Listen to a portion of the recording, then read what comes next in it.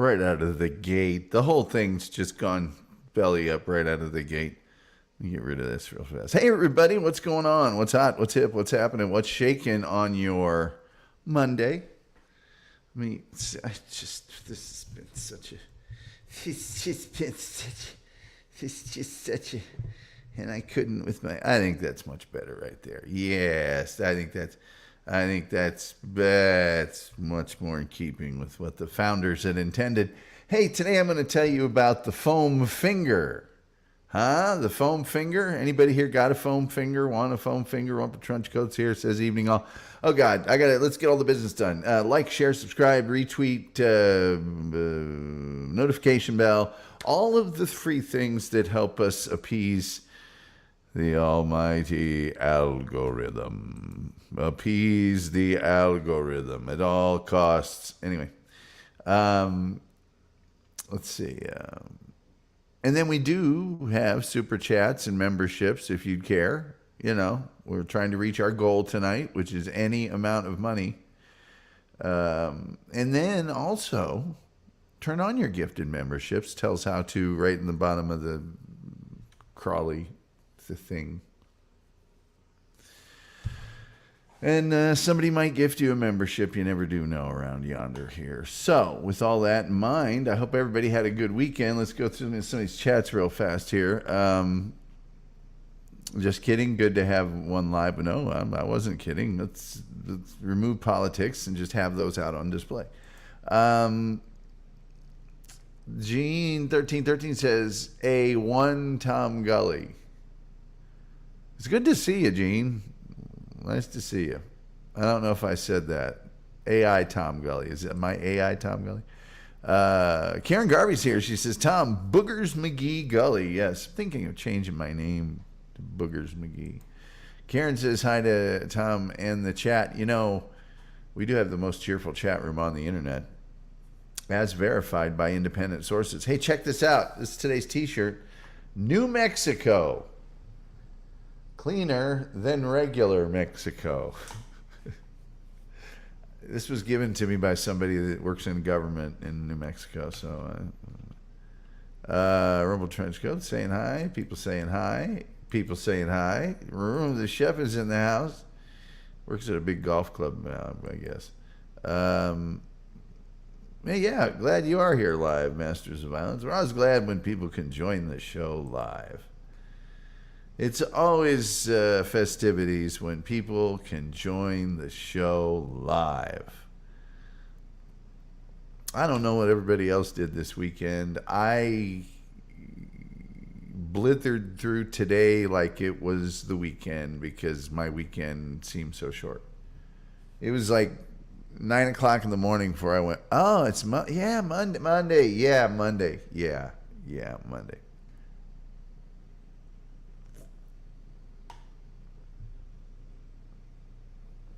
Monday.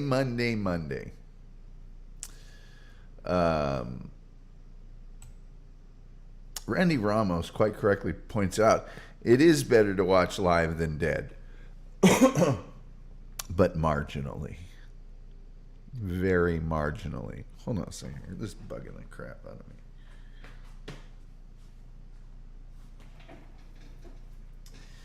Bugging the bejeezel out of me.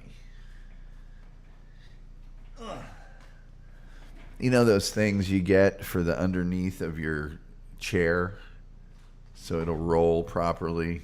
You know, those big pieces of plastic. I have one of those. And it was askew. And of course, we can't. How can you do a show when that's askew? You know, stop the. That's how OCD sometimes it gets around here. So I hope everybody's having a good. You know, I think it's officially fall now. I think it is officially. I think like yesterday or the day before was officially the last day of summer. Let's see. First day of fall. 2024. Bang. It was actually yesterday was the first day of fall. Yesterday was the first day of fall. Brr. Brr. It's cold out there. All right, hold on. Let's see here. Ruffled Podcast says, I'm sideways, people.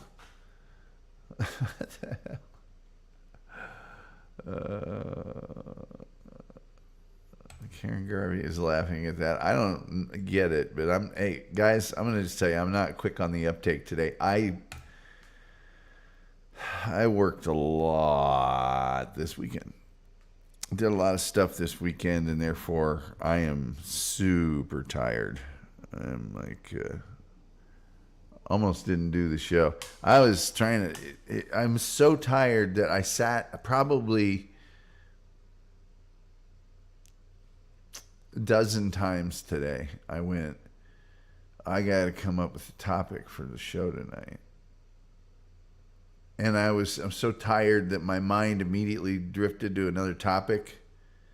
It wasn't even avoiding that topic. It wasn't like it was difficult. It was just, and then on to another. That's my day. That's my world, and welcome to it. But I did regain my, sense of well-being and awareness well enough to put on this novelty, shirt that incidentally I've had for at least 20 years, John.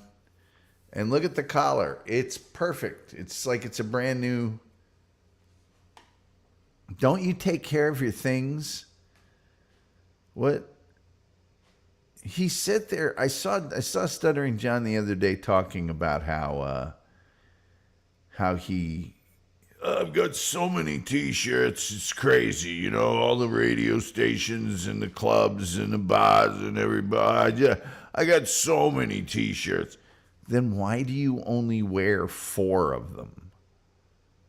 Or 5? You're not exactly a panacea over there of T-shirt. I am a different everyday, Occasionally I'll bust out a Tom Gully Show T-shirt more than once, just to, keep the merch. Which incidentally, I got to get that store fixed, pricing wise. He doesn't even take care of his kids. T-shirt doesn't stand a chance. You got that right, Rumpled Trenchcoat. You got that right. Is there anything he does take care of? Have you? I'm being serious. Have you seen anything ever that he copiously, even sometimes you go to a bar and they're having the big darts tournament and there's a guy there that's been eating 7-layer nacho dip for 2 hours.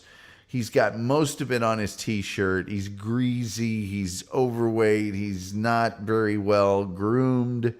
And he gets up there to enter his place in the tournament, and he very cleans his hands off because he's got a little box that's lined with velvet, and there's where his darts are. So he's scum, he's slob, he's grimy, greasy, awful. But he still has that one thing that he cherishes. Does John have that? Is there a thing like that for John? And let's not count cases of beer. Or is Coors Light an 18-pack? I can't remember. That's because the cat pees on his stuff. No, he is a slob. Well, I can buy it. I just thought, is there something that we've seen that he treats with great reverence? Randy said, I could support a Tom Gully Show shirt. Well, there's a whole store full of them online. Has been for like 10 years. But they switched.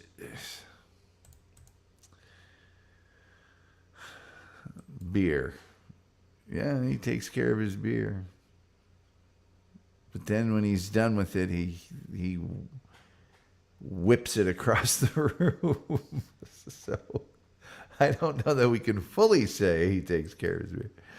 If beer bottles were refillable, he would have a gold-plated one on a satin pillow. You got that right, Rumpled Trenchcoat.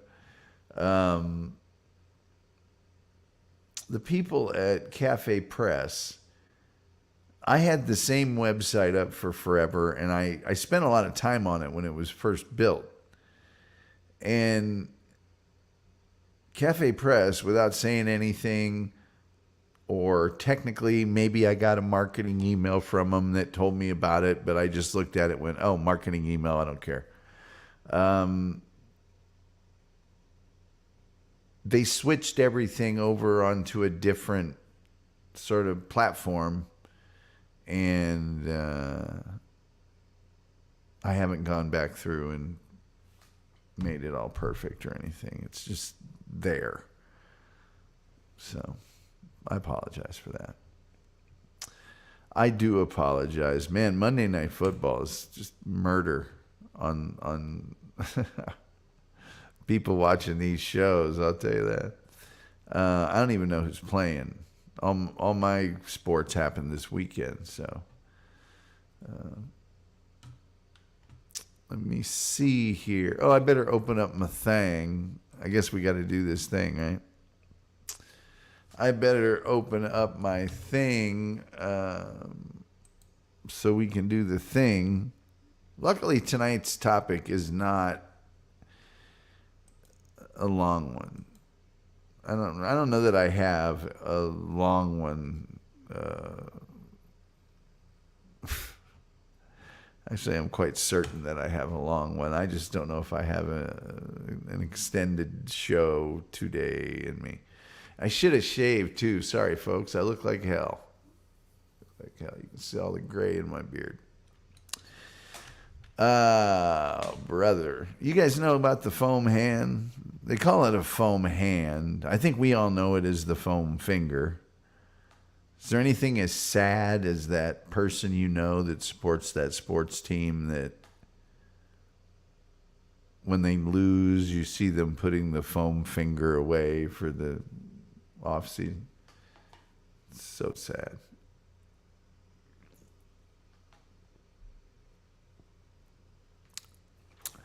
It's a sports paraphernalia item worn on the hand to show support for a particular team. The most common version resembles an oversized hand, and you're seeing that on screen next to me right now, with an extended index finger. And, they're worn like a glove. Usually the surface has got some sort of silkscreen outline of the fingers or the logo of the team or we're number one, yeah. So the foam finger has not been around forever. I know it's difficult to I know. It's hard to believe, but it hasn't. But it does have an actual history to it. You're not going to believe this. The foam finger, the foam hand, which originally was not foam, but we'll get to that in a second, has only been around since 1971. You'd have thought, but 1971. And it was created by Ottumwa High School student Steve Chemlar, who constructed a giant hand out of cloth and paper mache for the 1971 Iowa High School Athletic Association Boys State Basketball quarterfinals.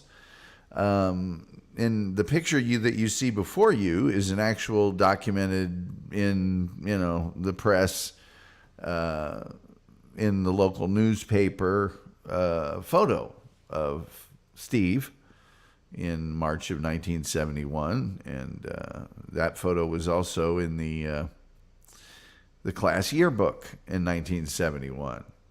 But it was not until 1976, you see, when the whole foam finger industry really exploded. Just exploded. That's when Gerald Faust, a teacher at Cy-Fair High School in Cypress, Texas, created foam fingers. Foam. Yes, foam, I tell you, man. It's the wave of the future. Foam. To show support for the team at the high school where he taught, to raise funds for the Industrial Arts Club, and as a project that his Industrial Arts class could produce themselves. His first prototype foam finger was made out of plywood. Hold on. Hear that?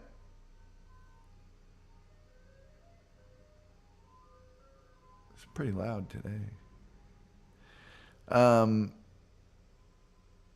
The prototype first one was made out of plywood and had a painting of number 1 done in the school colors. Excuse me. Faust sold his first foam fingers at the 1978 Cotton Bowl in Dallas, which is the University of Texas versus Notre Dame. And he later went on to found Spirit Industries for the large-scale manufacturing of foam fingers. In 1979, the first polyurethane foam version of the product was produced by Spirit Industries. Now, there's actually a statue. That first 1971 one, they've actually saved it. Here it is.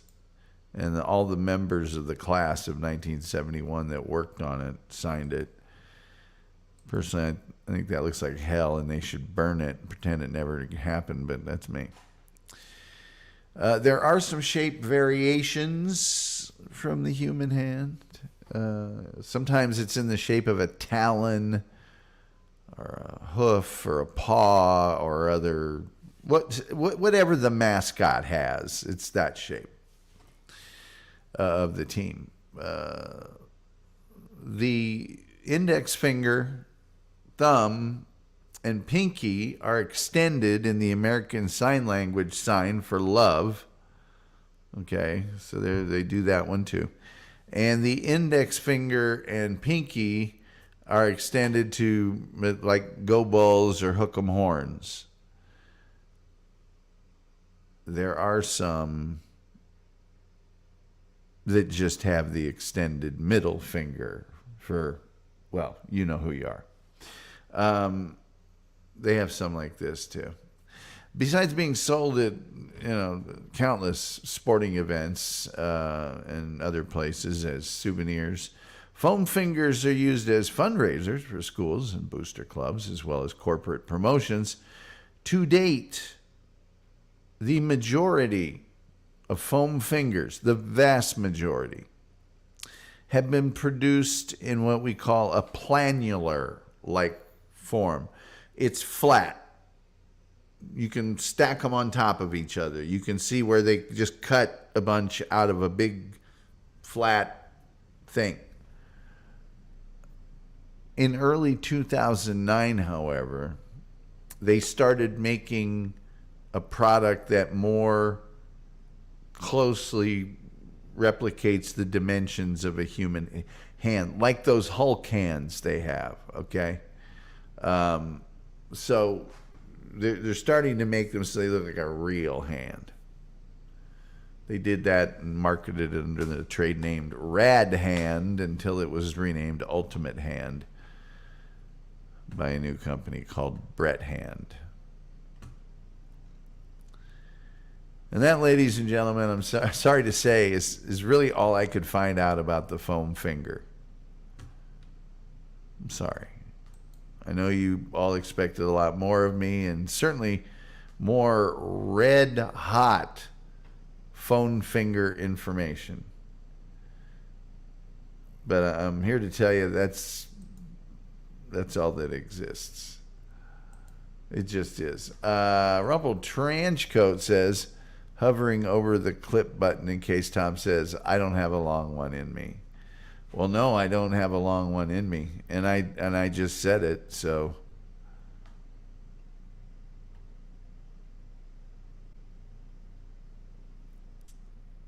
So many dirty things I could say right now. Randy Ramos says he's at the Country Club of Indianapolis. Well,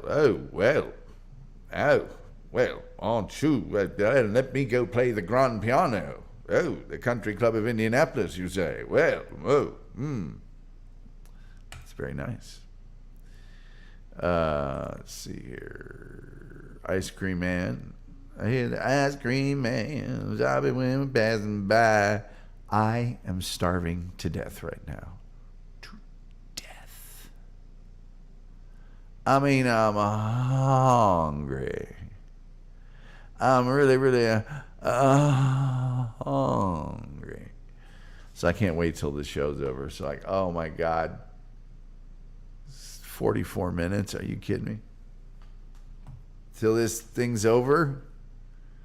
I also have to see what's up with, sometimes I get Monday Night Football on my local broadcast station and sometimes I don't. What's up with that? I'm getting a little sick and tired of that. Pick a lane. Figure it out. See, it's tonight it's on. Oh, maybe I was thinking about Thursday. Still, 7 o'clock. It's already started.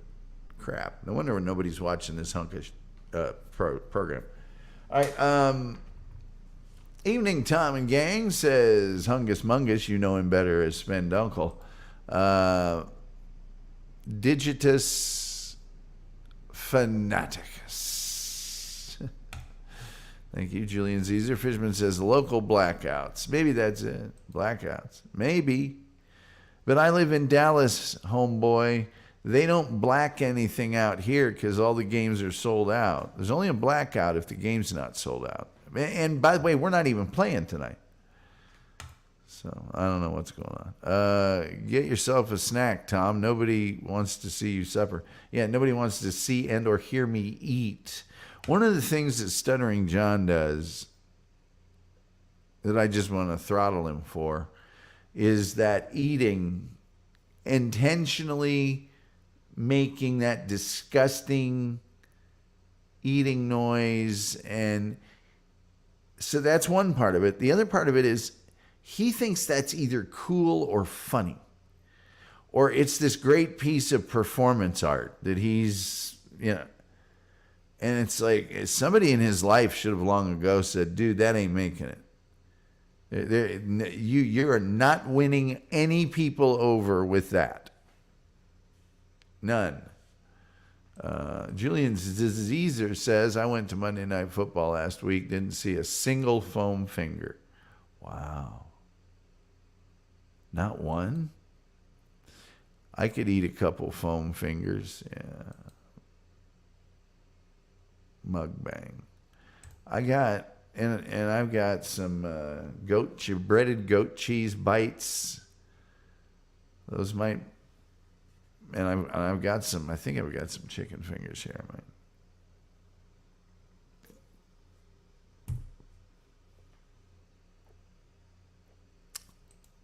The Tom Gully mukbang, I'd do it. I would do it. Rumple Trenchcoat says, I never wanted to hurt a person more than SJ when SJ was going full bore on that plum. And then stopping and chewing it. And it's like, what are you, a 4-year-old? That I don't know what you think you're doing there. No idea. But whatever you think you're doing, you're failing miserably. And no one is impressed. Nobody. There is nobody going, wow, I love it when Stuttering John. No. You just look like a fool. I know he thinks it's this great piece of performance art. Or this, Dadaist,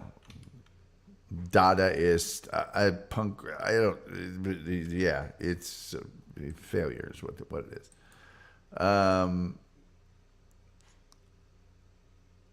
John does whatever he thinks will make you money. I wasn't going to talk John, but I couldn't help myself. The plum was the worst, says Karen Garvey.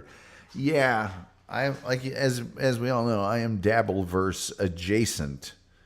But occasionally, there's certain items, I just bring them up. We've reached our goal, which is any amount of money, thanks to the talented and generous Looney Tunes critic. He says, Tom, I have foam fingers here, but that's just because I'm constructing a clay dabbler puppet. Clay Pride Brigade.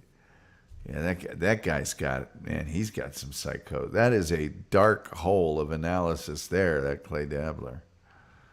I'm telling you. But Looney Tunes, thank you so much. Very generous of you. I appreciate it. Oh, that plum, though. Just one of these days, Alice. Randy says, I brought some prime rib sliders and barbecue meatballs home. I'll share with you for dinner. Oh, my Christ. That sounds so good. I hope.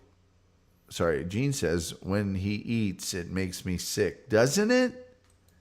Doesn't it? The Wolf says, I know, he says, are you talking about that drunk guy again? Yes, we are. Yes, we are. Wolf, one of the things he's done repeatedly recently, and he does it all the time, but for effect, and this last time it was a plum, he eats it and makes loud slurping, smacking, chewing noises like he's trying to be funny or I don't know what, but it's just... Karen says, John is a narcissist, and here we are talking about him. Isn't it amazing how they get us to talk about him? Well, it's my fault. It's my fault. That's, of all the stuff about him that you could legitimately point out as a shortcoming in a human being, that's the one I've centered on because it annoys me the most. Looney Tunes getting some laughs. Most cheerful chat room on the internet. And by the way, thank you, Looney Tunes. We do have super chats. We do have memberships, and turn on your gifted memberships and all that good stuff. Julian just says, laughs on you all. I didn't see little John Horner pull out his plum. Yeah, he's just... the Looney Tunes critic says, I love you, Tom. Oh, thank you. Right back at you. Looney Tunes critic is, man, he's really good. And he's got that awesome Orson Welles imitation he does. There's some people that thought that was AI. No, that's him. Case in point, Rumpled Trenchcoat, who's another great content maker here in the room right now. If you haven't checked out Rumpled Trenchcoat of Columbo podcast, man, you're missing out. So go check them out on YouTube and watch an episode. Listen to the episode that pertains to that particular Columbo. It's an amazing show. Anyway, Rumpled Trenchcoat has gifted 5 Tom Gully Show memberships, so please turn on your gifted memberships and you'll get one of them.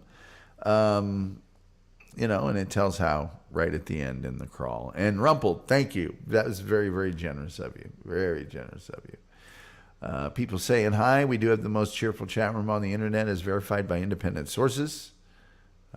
Hungus Mungus says, not aware that somebody eating could make me mad till I saw Nick Avocado. Oh, man. Wait till you see John.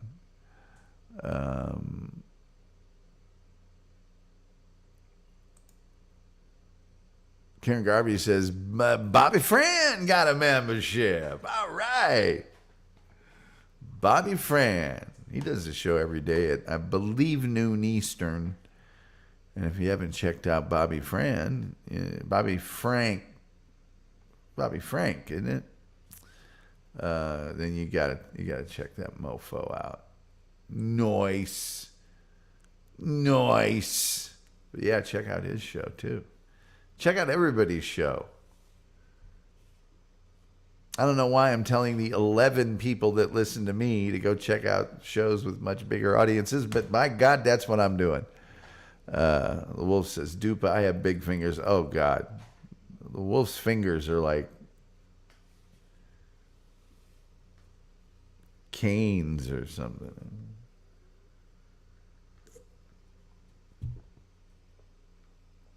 nightsticks. I don't know how he uses them. I don't know how he uses them. The gloves, oh my God. Yeah. It's fun. It was fun going to the Muncie Mall and shopping with the wolf for clothes. Even when we had to try and get the warmer. But all the other times too. And there was it was out by the river. There was another big shopping center out there. And there was a sports place there where they had, it was like a sports warehouse. Wasn't a Finish Line or somewhere nice. It was just a place where they get huge lots of shorts and socks and all that stuff. I can't remember the name of it was. Wolf could find clothes at a mall. No, but he went there just for the torture. Randy Ramos says Washington 0, Bengals 7. No, not for many years, says the wolf. I think I remember going to that sports place with you once. We might have found some shorts or something, or sweats there because they were such a,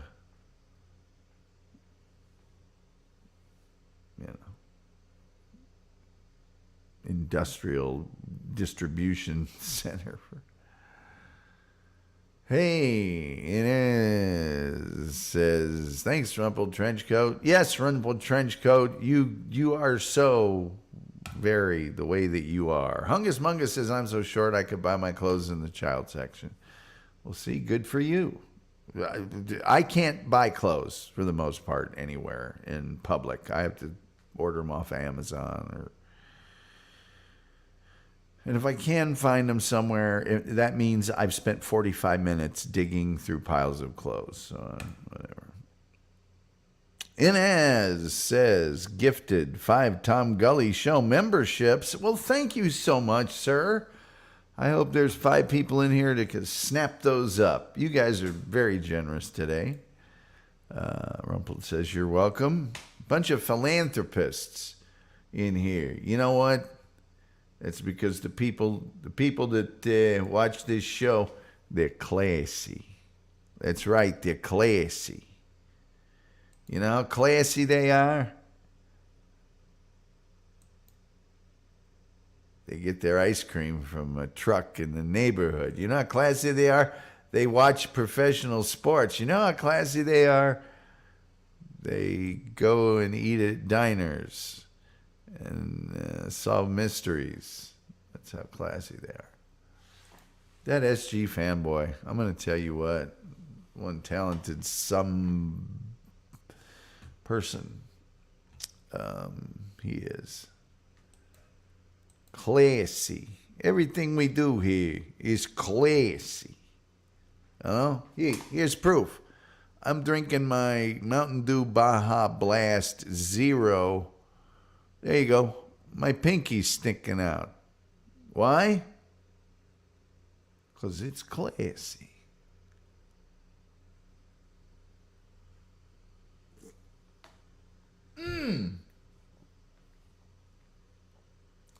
Booyashaka. Okay. Let's see. SG, that guy is awesome. Isn't he though, Wolf? Isn't he though? Isn't he though? Good Lord. One awesome dude. One awesome going. Oh boy, Gene 1313, quoting from one of my favorite movies. Well, did you ever have a movie that you really liked and you didn't watch it for a long time, and then maybe you even roped in a friend of yours and said, oh God, we got to watch this. It's so awesome. And as you're watching it, you're realizing that The movie isn't very good at all. In fact, it sucks. It might even still have kind of a meaning to you because it was a movie that you liked back in the day or whatever. But you know the other person is just hating it. Hating it. Well, that's what happened to me, Gene 1313, with Cabin Boy. However, to acknowledge your chat, nothing can make me laugh quicker than he's a fancy lad. Look, he's a fancy lad. There's still a bunch of stuff about that movie I think is hilarious. And of course, Letterman is hilarious in it. So thank you, Gene, for taking me down a quick trip through Cabin Boy. I appreciate that. Rumple Trenchcoat says, man, oh man, do I hate those fancy lads. Gene says, yes, Clue, the movie. Man, you can't. No, Clue is good on so many levels. Jennifer Warren is in Clue.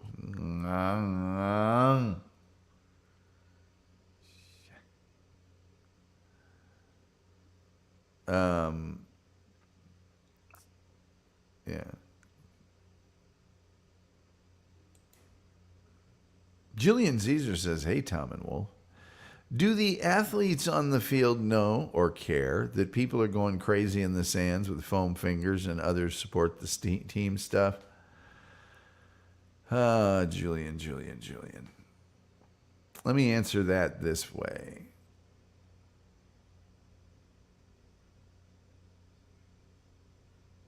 It's nice when the fans are behind you and the atmosphere is that way and it's cool and gets you sort of jacked up before the game starts or even during the game.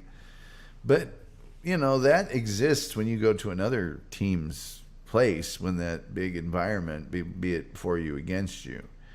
I can only tell you what I experienced because I think Wolf had a very different experience. Once the game started, I didn't hear any of that. Maybe if I had to go pick a ball up over by where the fans were at, and somebody said something to me, I'd remember that.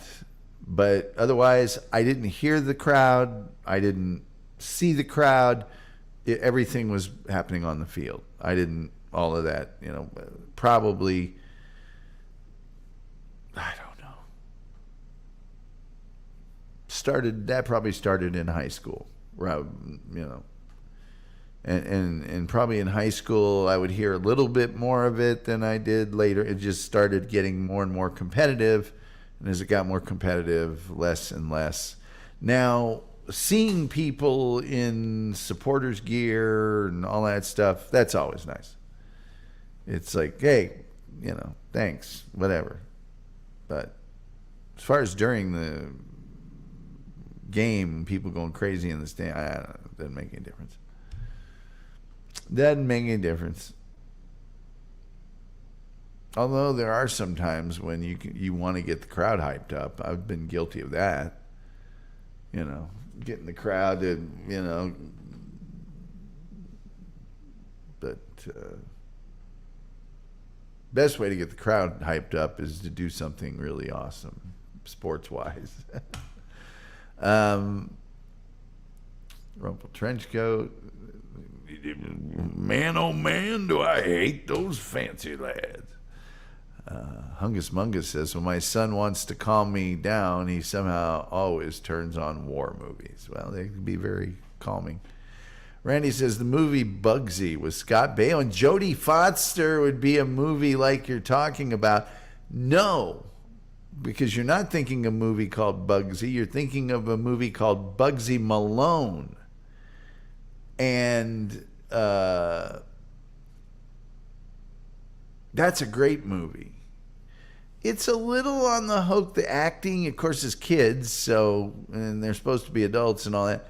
But It's really a pretty damn good movie, and it holds together. The best thing about Bugsy Malone is the soundtrack. You know, that soundtrack is, I think Paul Williams wrote the whole thing, and it's incredible. We could have been anything that we wanted to be. That's a man. It's really good. The Wolf says I was too busy destroying people to notice. I thought you told me one time that you could make out what was going on in the stands.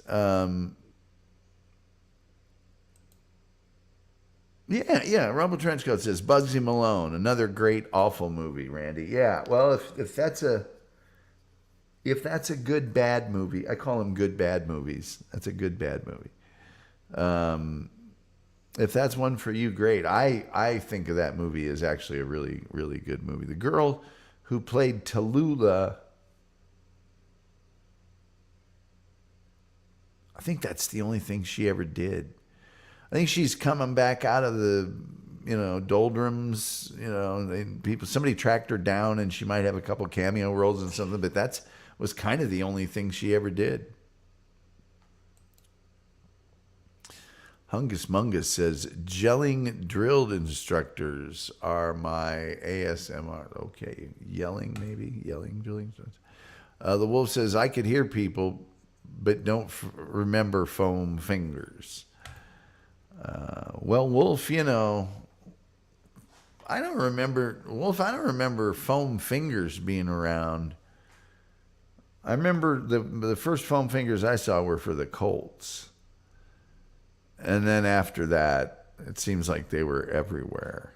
I mean, let's face it, a foam finger doesn't cost a lot to make. It's not expensive. Karen Garvey says, maybe I need to rewatch the Bugsy Scott Baio and Jodie Foster movie. I would, but that movie is not the easiest movie in the world to A, see, or B, purchase. You can, but it's one of those weird 70s, 80s movies that the rights are bizarre because the company that made it was the first thing they were making and blah, blah, blah. But I love that movie. And here's another reason I love that movie. I'll just go ahead and tell you. When we first got HBO, by the way, the phone lines at 972-994-6822 have been open for 20 minutes. When we first got HBO, that was one of the movies that okay, here you go. This will freak you out bad.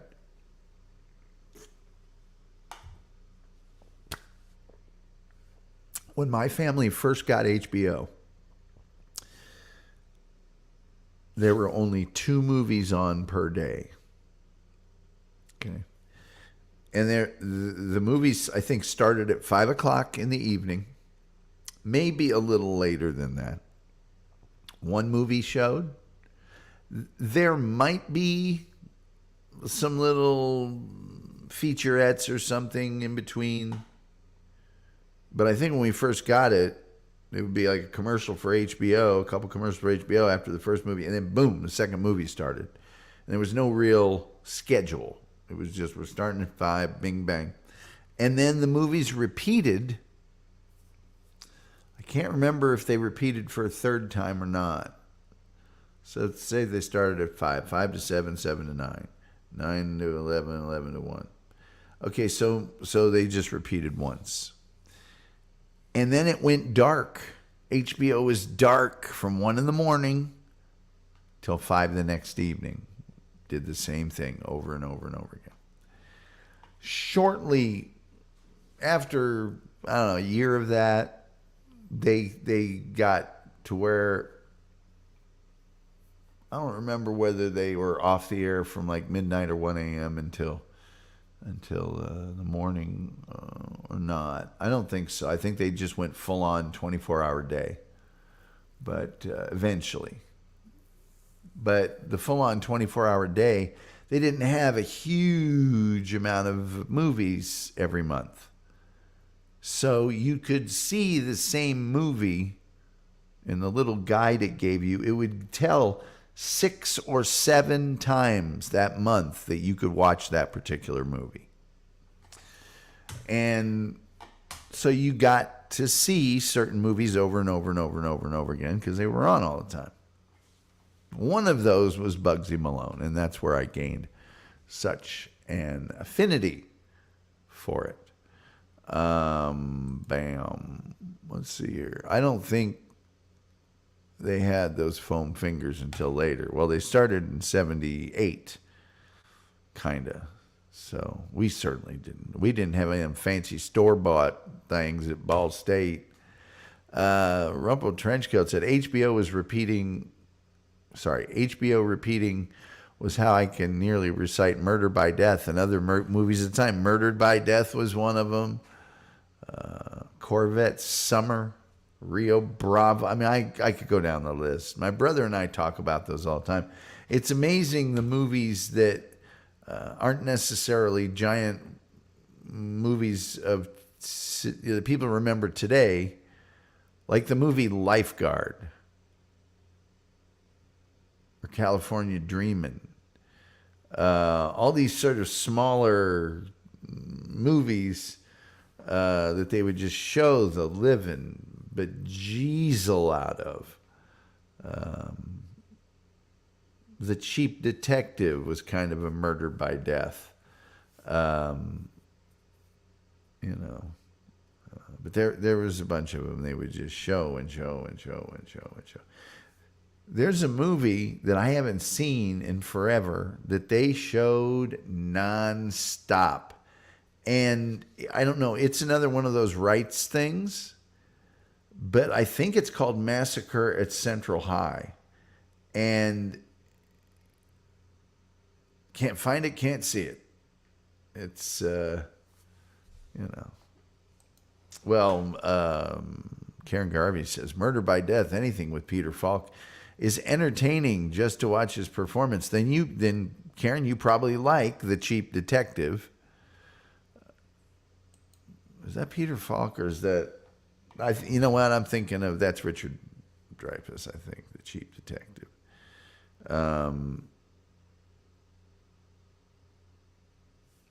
Let me see here.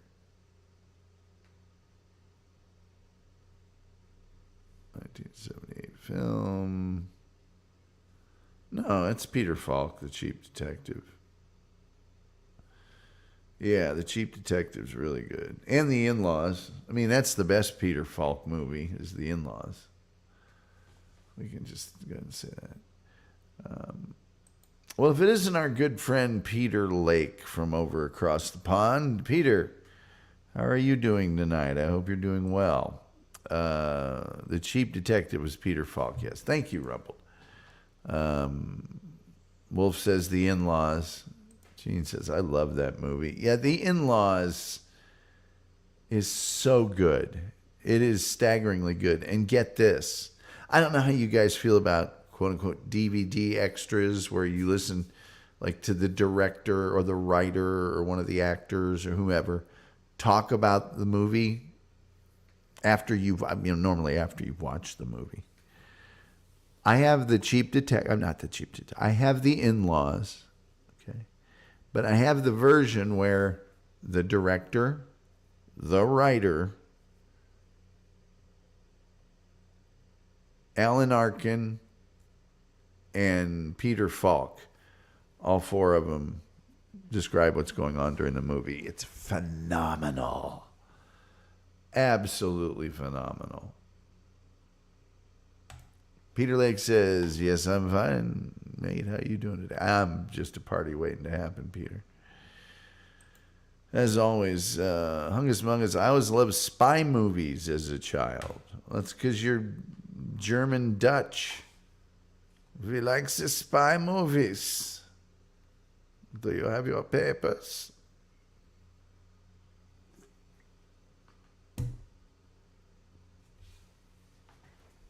I guess I liked, I was lucky because when I was growing up, there was a lot of like fantasy kid type TV shows on primetime television. I mean, of course, Batman, but there was Land of the Giants and Star Trek and stuff like that that was sort of adventure-y, you know. Kind of made for adults, but was it?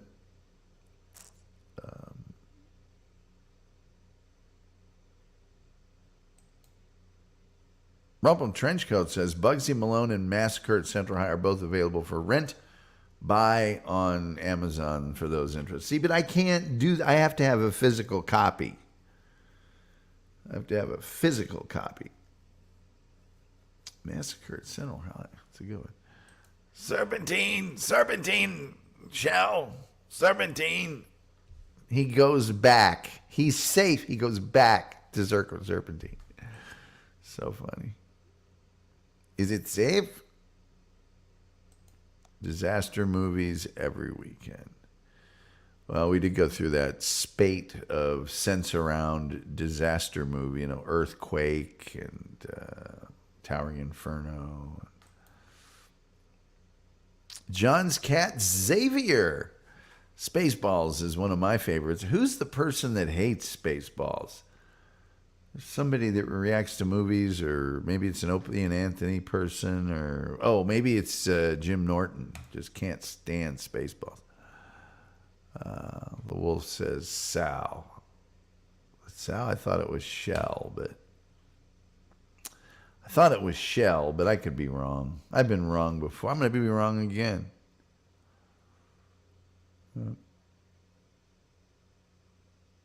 Yeah. That's the way it's. Yeah, that's the.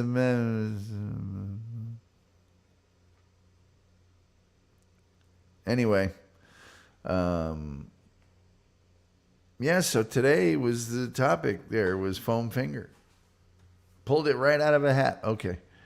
Let's see here. Wolf says you are right. It is Shell. Yes. Yes.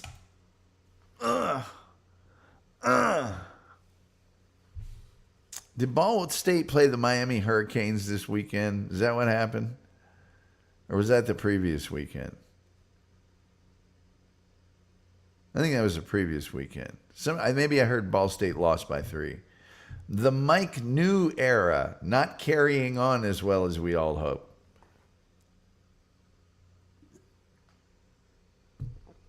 Arsenal ties defending champion Man City. It's last weekend. Well, this weekend I think they lost by 3. I don't know. Care enough to find out. Tim Jenkinson says Tom, Arsenal are not doing bad so far. Yeah, we kind of got hosed a little bit on a red card this weekend, but just between you and me, if we don't get that red card, we probably stay opened up, and Manchester City might come back then and beat us. I think with the red card, we shut it down, and don't like giving up that goal right at the end, but we could have had 3 points there, but taking a point out of that joint, not so bad. But yes, you're correct, Tim Jenkinson. Hungus Mungus says zombie audiobooks nothing makes me sleep quicker. Well, other than my show. Tim Jenkinson said Everton are a disaster this season. Aren't they? Didn't they just get purchased? Didn't I see that this morning, that they may have just been bought? Rumpled Trenchcoat says Roller Coaster was another sense-around movie, but written by Levinson and Link, Kump Level creates. Roller Coaster with Timothy Bottoms and George Siegel, actually, if I'm not mistaken. Very good movie. Good, tight little suspense thriller. And was kind of a good idea during that time when a lot of the amusement parks were expanding to become really crazy, giant, amazing things rather than kind of the old school roller coasters and things of that.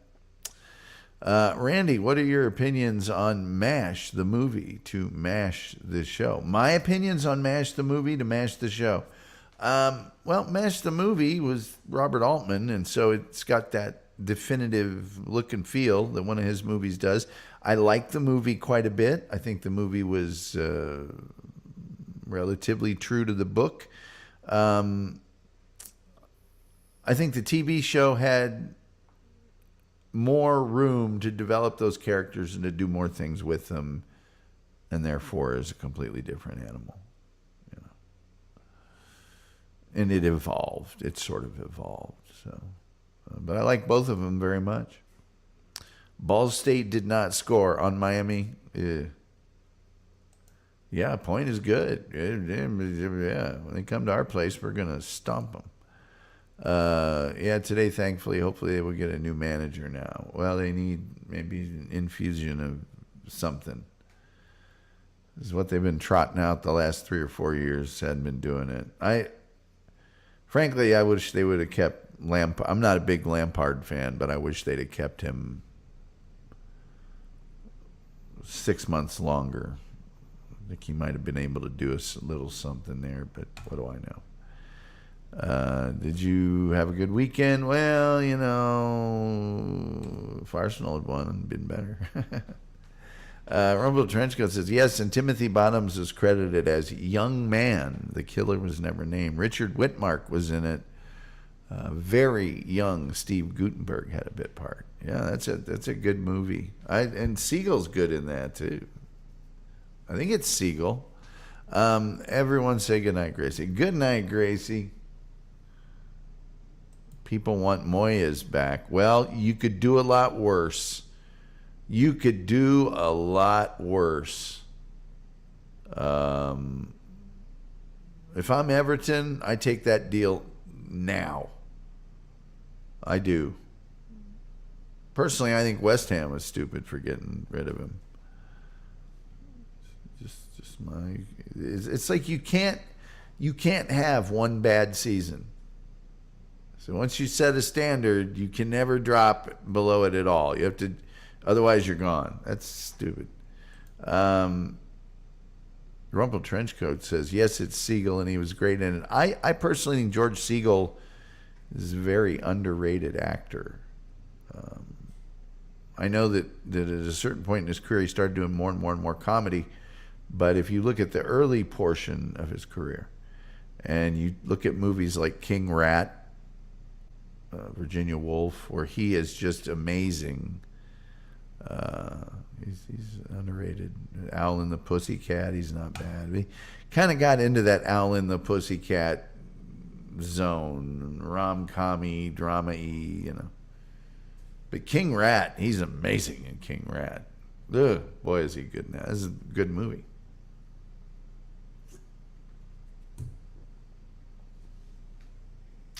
Boy, oh boy, oh boy. Now I got to close the phone lines. Closing down the phone lines. We're too close to the top of the hour. He should make your underrated list. You're damn tootin'. You darn tootin'. You damn straight. He really should. Well, he's kind of a poor man's Glenn Ford or something. I don't know.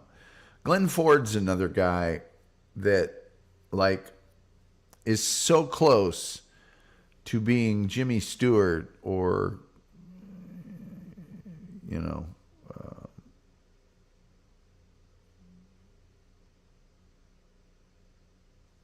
come to me. Oh, come on. He talks like this.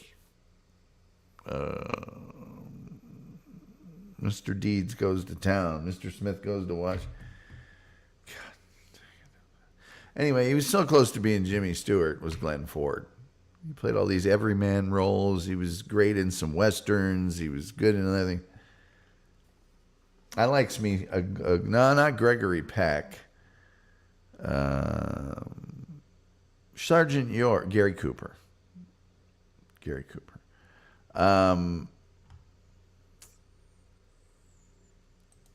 Let's see. What happened to American movies and TV shows? They're all terrible now. Well, not all of them.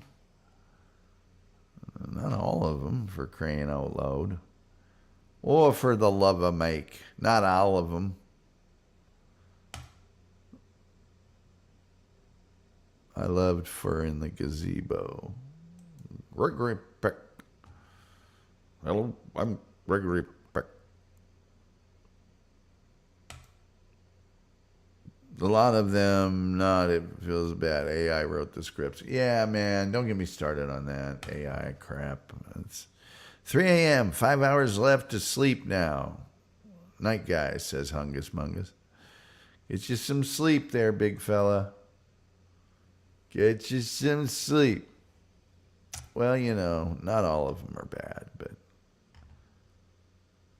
have you seen Reacher, for crying out loud? I mean, there's not all of them are bad, but a lot of them are.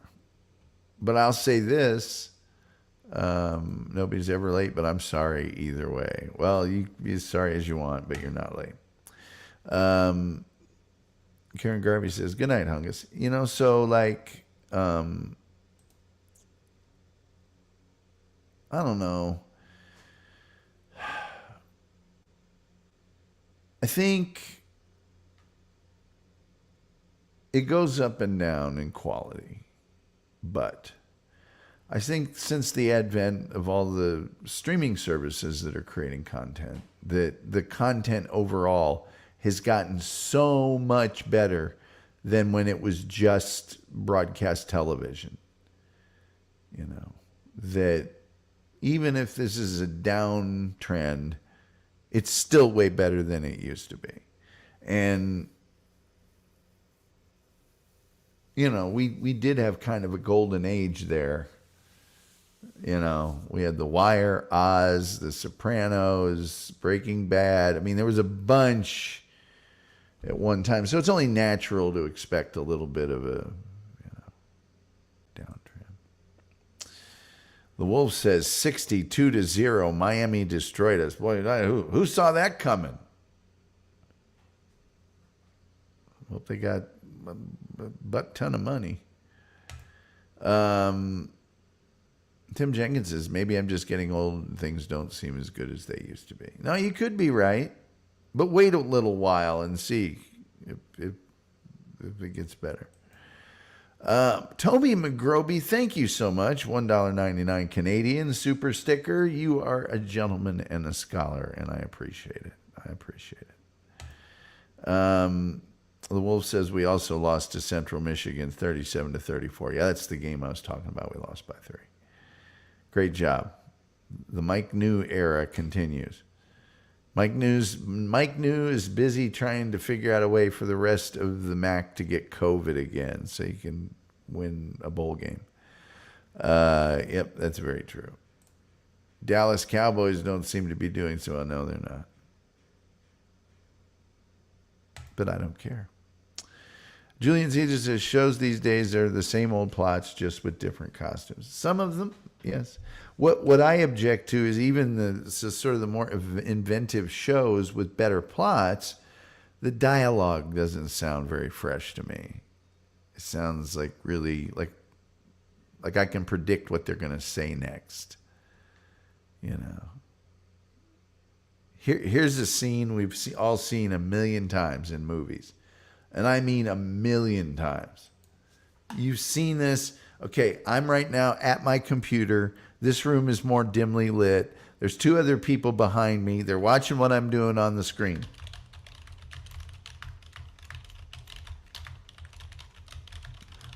What's he doing? He knows what he's doing. It's amazing. Then turning to them and saying, I'm in. You know, hacking into the mainframe of the FBI, whatever. Just typing faster than anybody ever would that was trying to do something specific. I'm in. How many times you got to see that scene before it just becomes like, why are you showing that?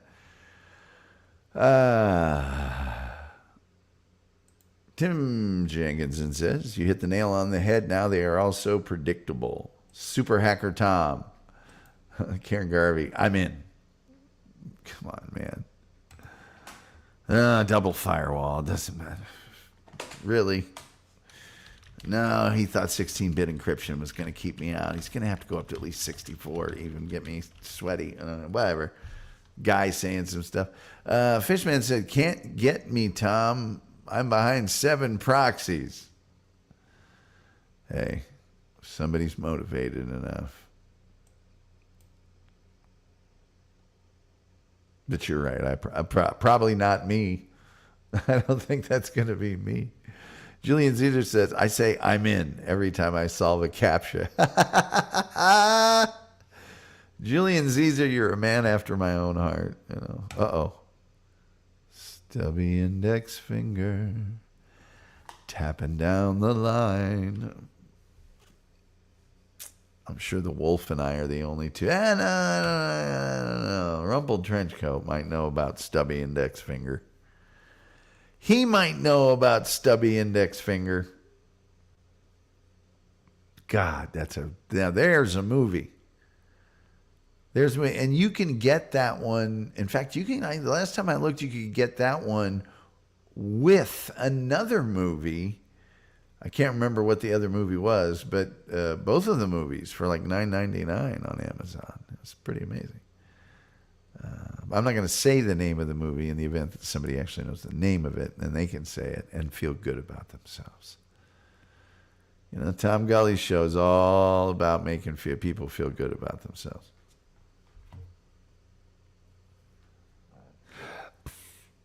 Well, you know, folks, I know we got a sports game on. I know it's Monday. You have plenty of things to do. Rumple Trenchcoat. I can't get back CAPTCHA. I'm starting to think I'm a robot. Yeah, I always hate it. Is that a cat? Is that not a cat? I'm trying to click all the cats. I don't know what. Screw it. Ba-bum. What was I going to say here? Can't remember now. Oh, yeah, that old clock on the wall says it's just about time for us to get on. You know, you don't have to go home, but you can't stay here. Maybe you're a replicant and don't know it. Well, if you are a replicant, I personally think it's nice that they don't tell you. It's nicer that way. Have a good night. Take care. Same to you, Tim Jenkinson. Toby McGroby says, I'm gladly horror movies aren't using the typical main character tries to explain the monster or problem, turning the entire supporting characters into skeptics till the last 15-minute plot is yeah, that's never fun. Thomas starving. Have a good night, everyone. I am so starving. Says doo-ba-doo. Yeah, we got you, Toby. I appreciate not knowing. Yeah, you're like Sean Young in Blade Runner. All right. I just ate a whole can of olives. I'm still hungry. Hey, Julian, guess what? Hearing that you ate a whole can of olives, I'm not hungry anymore. Thank you for that. The wolf says, stinking, lousy, arrogant, rotten, dirty, evil. Yes. Evil Roy Slade. Julian ate a whole can of olives. Man, I can't imagine. Toby McGrovey says that was a mouthful, but you get it. I do get it. Bye. Thanks. Good night, everyone. Evil Roy Slade. God, what a great movie. All right, folks. I guess the only thing left to say is till next time. We'll see you next time.